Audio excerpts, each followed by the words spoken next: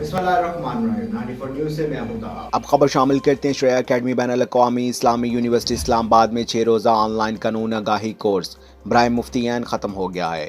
Course میں شریک، معروف، مذھبی سکالر صاحبزادہ سعیدالرحمن بلوچ نے ہمارے نمائندے انصر جاوید سے بات کرتے ہوئے کورس کی افادیت اور لیکچرار کے طرز تکلم کے بارے میں کہا کہ تمام لیکچرار نے بڑے آسان اور دل مو لینے والے انداز میں لیکچر دیا اور موضوع کو اس انداز میں پیش کیا کہ لیکچر آن لائن ہونے کے باوجود دلچسپ رہے۔ انہوں نے مزید کہا کہ قانون سے آگاہی کورس سے نہ صرف قانونی ہسٹری سے آگاہی ہوئی بلکہ زندگی کے تمام رائٹس کے بارے میں بھی علم ہوا۔ انہوں نے بالخصوص محمد اصغر شہزادہ کوآرڈینیٹر کورس اور حافظ محمود اور اساتذہ کو سلام پیش کیا اور کہا کہ مزید ایسے کورسز کا اہتمام ہونا چاہیے۔ اب تک کے لیے صرف اتنا ہی۔ مزید خبروں اور اپڈیٹ کے لیے ساتھ رہیے گا۔